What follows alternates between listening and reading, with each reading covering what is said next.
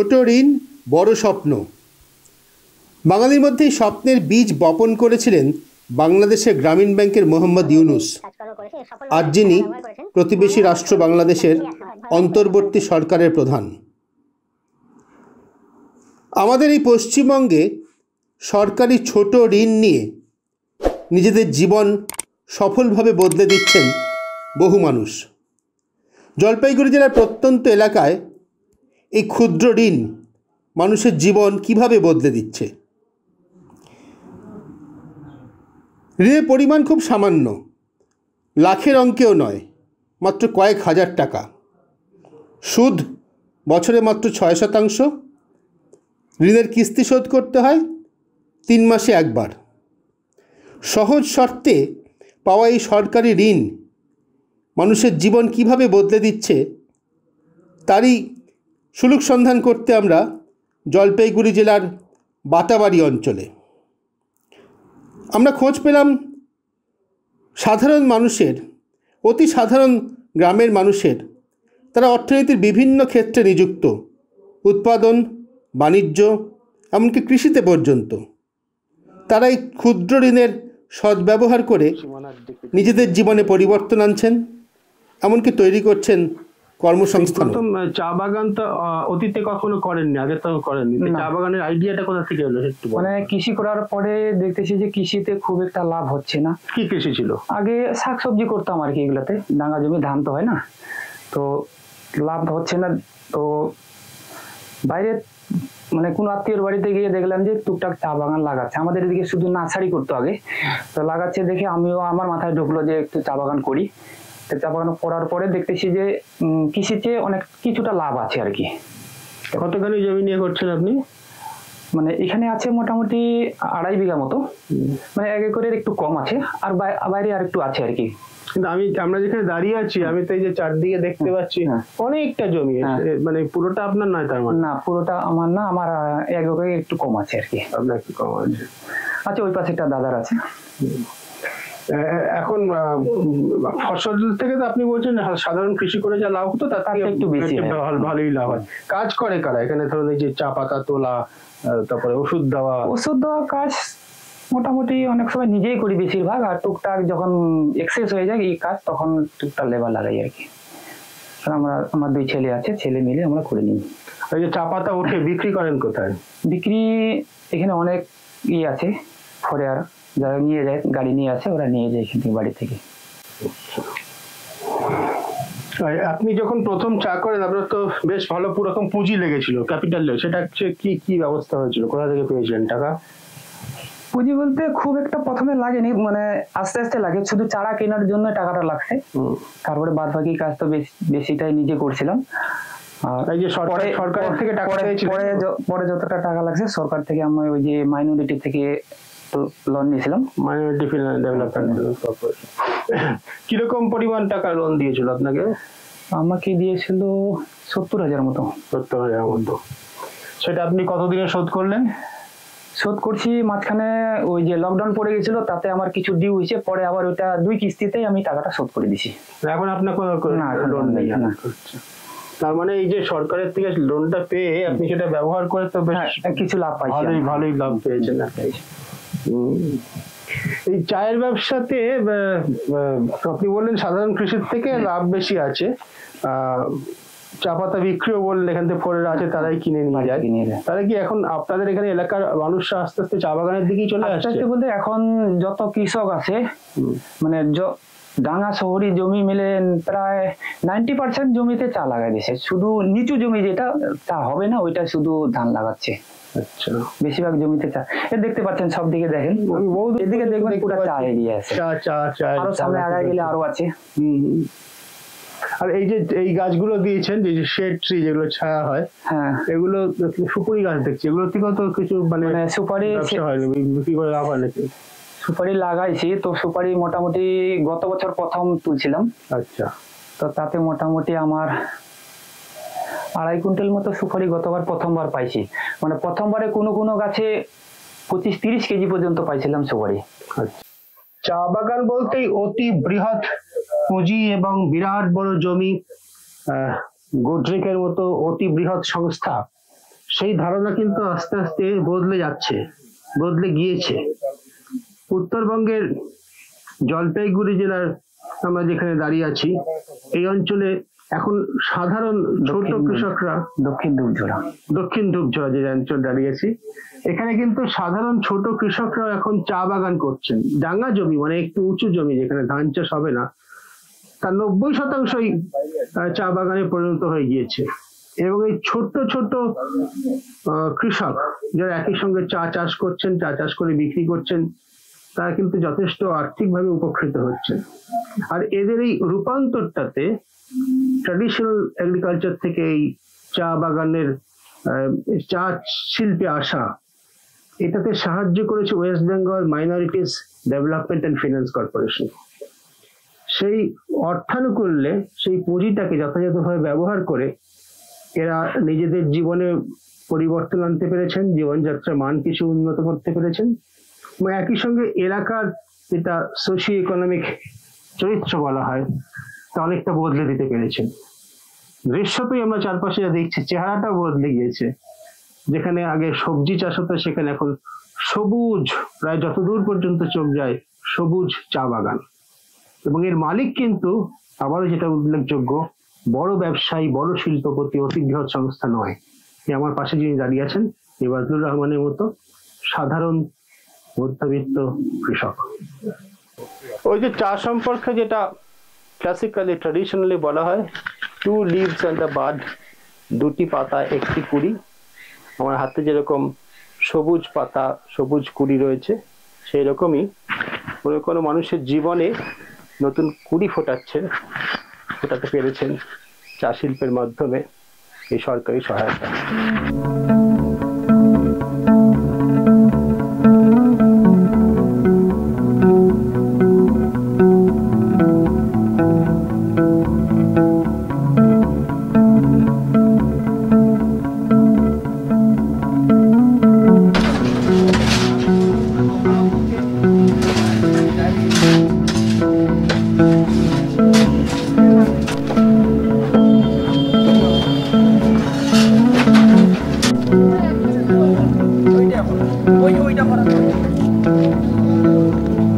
আমাদের সঙ্গে রয়েছেন আবু আলম, যিনি ছোট্ট একটি সিমেন্টের ইট বলে, তার সেই জিনিস তৈরি করার ছোট্ট ম্যানুফ্যাকচারিং ইউনিট রয়েছে।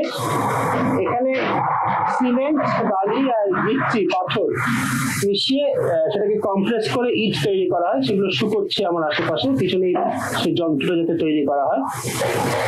ইন্ডিয়া এরকম সরকারের থেকে minority development and finance corporation থেকে অর্থ সাহায্য পেয়ে এই কারখানাটা গড়ে তুলেছে, নিজের ব্যবসাকে বাড়িয়েছে। আমরা কথা বলবো আবু আলমের সঙ্গে। আপনার এই ব্যবসাটা শুরু করার জন্য কত লোন পেয়েছিলেন?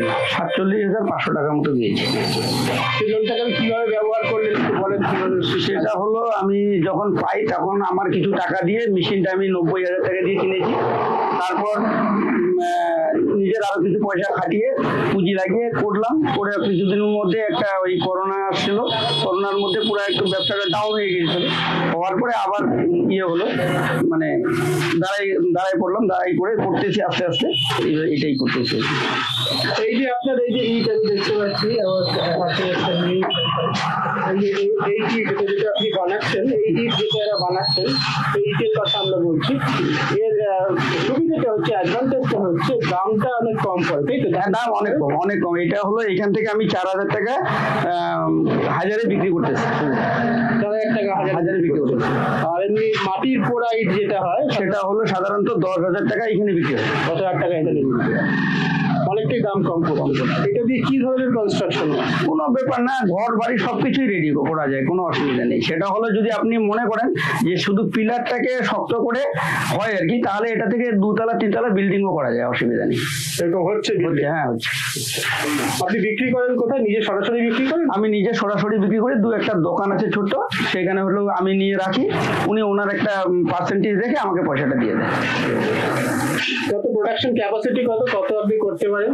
আমি মনে করলে ডেলি 3,000 পর্যন্ত করা যায়, কিন্তু যেহেতু আমার পুঁজিবারটা কম, আমি কম করে ডেলি মোটামুটি 1,000 বা 1,200 মতো প্রোডাকশন করি। এখানে কতজন লোক কাজ করছে? 3 জন করছে। 3 জন লোককে আপনি রেখেছেন? হ্যাঁ, পয়সা দিয়ে। কিরকম তাদের দিতে হয়? ওরা 3 জনে মোটামুটি 400 টাকা করে হাজিরা পড়ে ডেলি। তার মানে আপনি শুধু নিজেই ব্যবসাটা করছেন না, আপনি 3 জন মানুষের কর্মসংস্থান করছি। হ্যাঁ।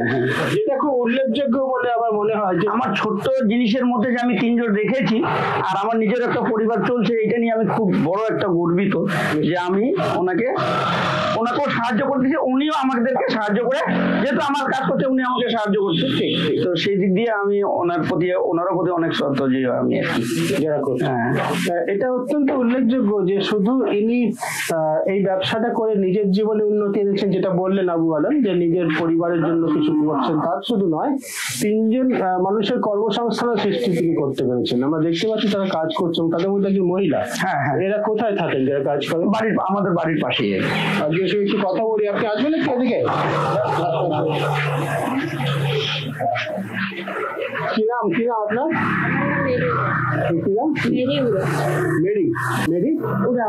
মেরি ওরাও এখানে কাজ করছে। মেরি ওরাও এখানে কাজ করছেন। বাড়ি কোথায় আপনার? আমাদের জাতীয় কত দূর এখান থেকে? 1 কিলোমিটার। আচ্ছা। বাড়ি থেকে কে আছে? বাড়িতে ছেলে আছে, মেয়ে আছে। ছেলে মেয়ে আছে। এখানে কতদিন কাজ করছেন? কাজ করতেছি অনেকদিন থেকে কাজ করছি। 4-5 বছর কাজ করছেন। আচ্ছা, তো আপনার এই কাজ করার আগে, এখানে ইটের এই কারখানাতে কাজ করার আগে কোথাও কাজ করতেন? আমি কাজ করি এই যে রোয়া গাড়ি মাঠে করছি। আচ্ছা, মাঠে কৃষির কাজ করতেন। তার থেকে এখানে যে কাজ করছেন ভালো পয়সা হয় একটু হচ্ছে সুবিধা। খুব ভালো কাজ করুন, আমাদের অনেক শুভেচ্ছা রইল, সহানুভূতি সবার। বড় বড় অর্থনীতিবিদরা বলেন, আমরা পড়ি যে ক্ষুদ্র ঋণই হচ্ছে অর্থনীতির সত্যিকারের চালিকা শক্তি। বড় শিল্পপতি 1000 কোটি টাকার ঋণ নিলেন, তখন হয়তো শোধ দিলেনও না, সেটা একরকম ভাবে অর্থনীতিকে পরিপুষ্ট করে না তা নয়, অবশ্যই করে, কিন্তু ক্ষুদ্র ঋণ যেভাবে সরাসরি কর্মসংস্থান সৃষ্টি করে, তার কোনো বিকল্প বড় শিল্প হতে পারে না। এই অঞ্চলের যে অর্থনীতি, মানুষের সাধারণভাবে যে অর্থনৈতিক অবস্থা, যা সামাজিক পরিস্থিতি, তাতে এই ধরনের ঋণ সবসময় অনেক বেশি কর্মসংস্থান তৈরি করতে পারে। যেমন এক্ষেত্রে আবু আলমের এই ছোট্ট ইটের ফ্যাক্টরিটা করতে পেরেছে। লক্ষণীয় যে এইসব ক্ষেত্রে কিন্তু প্রায় সবসময় ঋণ পরিপূর্ণ শোধ হয়ে যায়। এরা কিন্তু সকলেই ঋণ শোধ করে দিয়েছেন বা শেষ পর্যন্ত শোধ করার পথে। ঋণের টাকা আত্মসাৎ করে নিজের পকেটে ঢোকানো, সে কালচার কিন্তু ক্ষুদ্র এবং অতি ক্ষুদ্র শিল্পে নেই।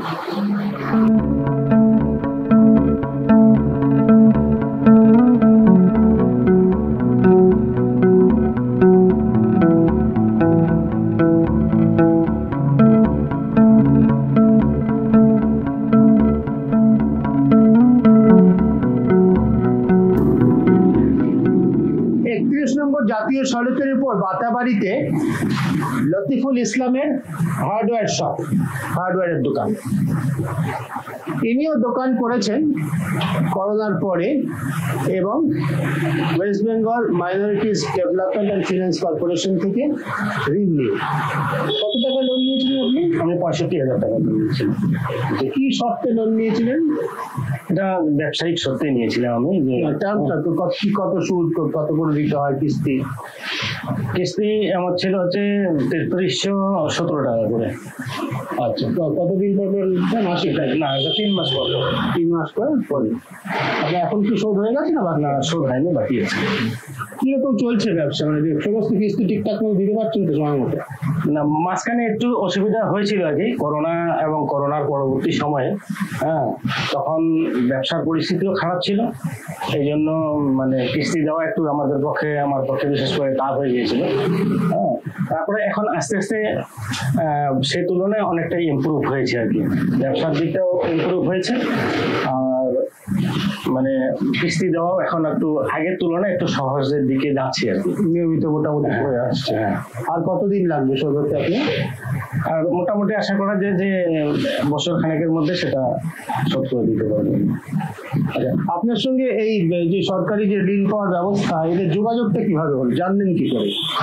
জানলাম এখানে আমাদের একজন যিনি এই লোন যে মাইনরিটি যিনি লোন দেন আর কি, হ্যাঁ, তিনি এর আগেও আমাদের এলাকাতে বিভিন্ন লোককে লোন পাইয়ে দিয়েছিলেন। তো সে সূত্রে আমার ইতিপূর্বে আমার ভাইও নিয়েছিল, সেও দোকানদার, একজন মুদিখানা দোকানদার করে। তো সে আমাকে সেই ভদ্রলোকের সঙ্গে আমার পরিচয় করে দিয়েছিল, একরামুল শাহাদাত আলম ওনার নাম। হ্যাঁ, ওনার কাছ থেকে জানতে পেরে আমি পরবর্তীতে তার মাধ্যমে আমি লোন নিয়েছিলাম। এই লোন নেওয়ার জন্য আপনার কিছু জামানত কিছু রাখতে হয়েছে, কোনো কিছু মানে মর্টগেজ রাখা বা এরকম কিছু? না, কোনো কিছু নেই, নেওয়া হয়নি। আমার সাথে যা শুধু আমার যেগুলো আমার যে কাগজপত্র রয়েছে ব্যবসায়িক, যেমন ট্রেড লাইসেন্স, আমার ব্যাংকের অ্যাকাউন্ট, আমার চেক, প্যান কার্ড, আধার কার্ড, ভোটার ফটো, এই নিয়ে নেওয়া হয়েছিল। আর আমার এই লোন দেওয়ার বিষয়ে না তো কোনো টাকা পয়সা লেগেছে, না কোনো মর্টগেজ আমাকে দিতে হয়েছে।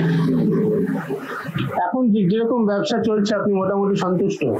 হ্যাঁ, অনেকটা মানে স্যাটিসফাইড আর কি, যে আমি যে এখন যে পজিশনে আসতে পেরেছি আর কি, হ্যাঁ, তার মধ্যে কিন্তু বলতে হবে যে মাইনরিটি থেকে যে লোন পেয়েছি আর কি, সেটা আমার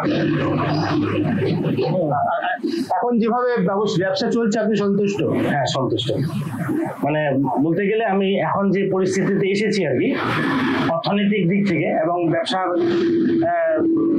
উন্নতির দিক থেকে, সেটার মূল কিন্তু ছিল হচ্ছে মাইনরিটি যে টাকাটা একসময় আমি পেয়েছিলাম, হ্যাঁ, সেই টাকাটাকেই কিন্তু আমি মূলধন হিসেবে ব্যবসাতে লাগিয়েছি।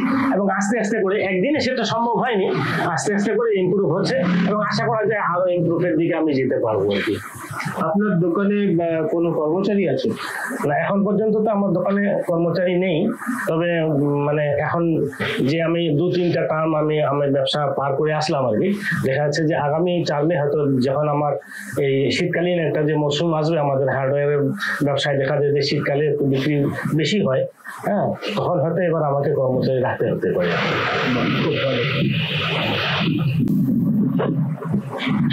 এই যে সরকারি অর্থানুকূল্য, সরকারের থেকে ঋণ পাওয়া, এটা আমরা দেখতে পাচ্ছি যে অর্থনীতির ক্ষুদ্র হলো সমস্ত ক্ষেত্রকেই কিন্তু স্পর্শ করছে। যেমন কৃষি ক্ষেত্রে একটা উদাহরণ আমরা দেখলাম, চা বাগানে, যেমন ম্যানুফ্যাকচারিং ইন্ডাস্ট্রি একটা দেখলাম অতি ক্ষুদ্র আকারে, কিন্তু ম্যানুফ্যাকচারিং ইট তৈরি, ঠিক তেমনই ট্রেডিং ব্যবসা, সেটাও কিন্তু এই ঋণের পরিধির বাইরে নয়। যার ফলে বিভিন্ন পেশায় যুক্ত বিভিন্ন ধরনের কাজ করা মানুষজন তারা এর সুবিধা পেয়েছেন এবং নিজের উদ্যমে, অবশ্যই তার সঙ্গে নিজের উদ্যম যোগ করে, শুধু সরকারি ঋণে তো হবে না, তার সঙ্গে নিজেদের উদ্যমকে যুক্ত করে, নিজেদের প্রয়াসকে যুক্ত করে নিজেদের জীবন যাত্রার মান উন্নত করতে পেরেছেন এবং একটা সুস্থ ভালো জীবনযাপনের পথে হাঁটছেন।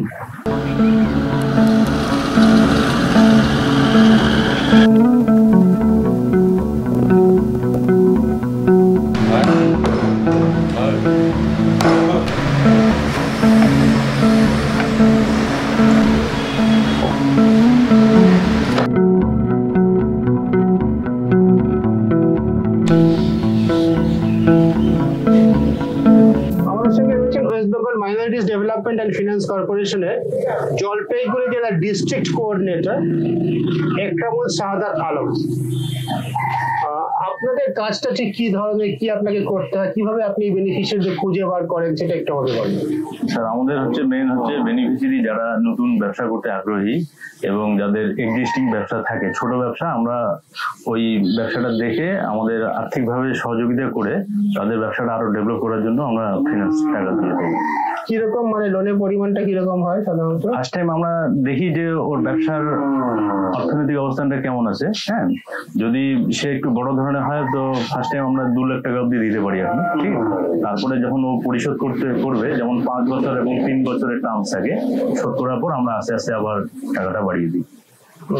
5 লাখ টাকা অবধি পেয়ে যাবে। কিরকম ইন্টারেস্ট দিতে হয় লোনের উপরে? আমাদের ইন্টারেস্ট হচ্ছে 6% বছরে রেট অফ ইন্টারেস্ট, খুবই কম, খুবই কম। কমার্শিয়াল ব্যাংকের থেকে অনেক কম। কিন্তু আপনারা যে বাছাইটা করছেন, আপনি বললেন যে একটু অবস্থাটা দেখে আপনারা লোন দেন, তার মানে তো যিনি ইতিমধ্যে ভালো ব্যবসা করছেন তাকেই লোন দিচ্ছে, তেলে মাথায় তেল দেওয়া হলো না স্যার, আমরা দেখছি কি যারা বিজনেস মানে একদম যদি একদম যারা ব্যবসা শুরু করেনি, আইডিয়া নেই, তাদের যদি দিয়ে থাকি তারা হচ্ছে কি যারা আগ্রহী নয়, যেমন যারা ছোট করে শুরু করছে আমরা ফাইন্যান্স করে দিলে কি ওই টাকাটা দিয়ে ওরা ডেভেলপ করতে পারছে। একদম টোটালি যারা ব্যবসা করছে না তাদের যদি দিয়ে থাকি তারা রিকভারি করতে একটু সমস্যা হবে এবং পরবর্তীতে আবার ওদের সিভিলেরও একটু সমস্যা হয়ে যাবে। এই জন্য আমরা দেখছি কি যারা শুরু করছে আমরা ওই টাকা দিয়ে আবার একটু টাকা বাড়িয়ে ওদের ব্যবসাটা ডেভেলপ করার চেষ্টা করছি। ঋণ পরিশোধের হার কিরকম? ধরুন মোটামুটি পুরো কতজন ডিফল্ট করেন, কতজন শোধ দিতে পারেন? আমাদের স্যার আমাদের পরিশোধের সংখ্যাটা খুব ভালো। আমাদের যেমন 80% রিকভারি আছে জলপাইগুড়ি ডিস্ট্রিক্টে, ঠিক আছে, খুব ভালো রিকভারি। কারণ আমাদের রেট অফ ইন্টারেস্টটা কম, তার মধ্যে হচ্ছে কিস্তি হচ্ছে আপনাদের 3 মাস পর পর কোয়ার্টারলি কিস্তি, তার জন্য ওরা অনেক সুবিধা পায়। 3 মাসের মধ্যে ওরা কিস্তিটা অটোমেটিক ব্যাংকে রাখতে পারেন ব্যবসা ডেভেলপ করে। আচ্ছা, তাও তো কখনো কখনো এরকম হতে পারে কেউ খুব অসুবিধার মধ্যে পড়লেন, কোন বাড়িতে কোনো দুর্ঘটনা হলো, বা যাদের ধরুন কৃষি ক্ষেত্রে আমরা চা বাগানটা দেখে এলাম, কৃষি ক্ষেত্রে শুধু চা বাগানেই দেন না, সব কৃষি ক্ষেত্রে যেমন সুপারি, আমাদের এখানে যেমন সুপারির ব্যবসা হয়, ধান পাট, ঠিক আছে, এগুলোর ক্ষেত্রে দিয়ে থাকি। চা বাগান অনিশ্চয়তা থাকে যদি কোনো কারণে ফসল হলো না। না, কৃষিতে আমরা সাধারণত দিই না, যেমন ব্যবসায় যারা আছে, যেমন কৃষি বলতে যেমন চা বাগানের ক্ষেত্রে নয়, চা পাতা যারা ব্যবসা করে ওই পাতাটা তুলে যারা ফ্যাক্টরিতে সাপ্লাই দিয়ে থাকে, ব্যবসার জন্য দেওয়া, ফার্মিং এর জন্য। সাধারণভাবে আপনার এলাকাতে আপনি বললেন যে 80% হচ্ছে পরিশোধের হার, আর এটা কি ঋণ গ্রহীতাদের সংখ্যা হিসেবে বলছেন নাকি টাকার পরিমাণে বলছেন? না, ঋণ গ্রহীতাদের যে 20% দিতে পারে না, তারা কেন দিতে পারে না? তাদের স্যার বিভিন্ন সংস্থা থেকে, যেমন কেউ হয়তো অনেক কেউ মারা যায়, তারপরে পরবর্তীতে ওদের ফ্যামিলি থেকে সেরকম আর দিতে পারে না, আর আমাদের যেহেতু সেরকম সুবিধা নেই, সুবিধা নেই, এই জন্য সমস্যা হয়। ওই পার্সেন্টেজটাই আমাদের 20% থেকে। সেক্ষেত্রে কোনো শাস্তিমূলক ব্যবস্থা আছে? শাস্তিমূলক বলতে যারা ডেট হয়ে যায় ওদের তো সেরকম বিষয় নেই, আইনত ব্যবস্থা থাকে, ওই প্রসেস হিসেবেই দেওয়া হয়। এখন অব্দি সেরকম হয়নি। আইনি ব্যবস্থা কি নেই, আমরা বলি বাড়িতে গিয়ে কনফারেন্স করি ফ্যামিলিতে দেওয়ার জন্য, তো তাদের আর্থিক সহযোগিতা বলি যে দিতে পারি, আমরা কনফারেন্স করি। আপনার কাছে নতুন নতুন আবেদন আসে, লোকে চায় যে একজনের সাফল্য থেকে পাশের দোকান চায়, এরকম হয়? যেমন এই বাজারে দেখলেন যে একজনের সাথে যোগাযোগ করে আদার্স আরেকজন খবর নিল যে আমারও ব্যবসা আছে, তারপর আমরাও যেমন আমি ধরুন কোথাও যাচ্ছি বাজারে একটু দাঁড়িয়ে দেখে নিই যে এখানে কারা ব্যবসা ঠিক মতো চলছে ছোটখাটো, বা এই যে ওদের ফর্ম দিয়ে দিলাম। এখন তো আমাদের অনলাইন সিস্টেম হয়ে গেছে, হ্যাঁ, এখন যে বিভিন্ন জায়গা থেকেও অ্যাপ্লিকেশন চলে আসছে। এটা তো মাইনরিটিসদের জন্য, মাইনরিটিস বলতে মুসলিম, খ্রিস্টান বা হিন্দু ছাড়া অন্য ধর্মের জন্য, ধর্মাবলম্বীদের জন্য। তো মুসলিম ছাড়া আর কারা আছে? না, মুসলিম ছাড়া খ্রিস্টান আছে, বৌদ্ধিস্ট আছে, হ্যাঁ, শিখ আছে, জৈন আছে। তো তবে সাধারণত আমাদের জলপাইগুড়িতে যেমন খ্রিস্টান বৌদ্ধিস্ট আছে, ঠিক আছে, মুসলিমরা তো আছে, জৈন খুব কম নেই সেরকম, ঠিক আছে, এদেরকেই দেওয়া হয়। আপনার আন্ডারে বেনিফিশিয়ারি আছেন? হ্যাঁ, খ্রিস্টান বৌদ্ধিস্ট সবই আছে, মুসলিম, খ্রিস্টান, বৌদ্ধিস্ট তিনটেই আছে আমাদের জলপাইগুড়ি। অনেক ধন্যবাদ, আপনার কাজকর্ম আমরা দেখে আসলাম, ভালোই লাগলো। আজ নানা সেক্টরের লোন দিচ্ছেন, এটা আমাদের খুব ভালো লাগলো। এগ্রিকালচার রয়েছে, ট্রেডিং রয়েছে, ম্যানুফ্যাকচারিং রয়েছে, নানা ধরনের পেশার মানুষ উপকৃত হচ্ছে।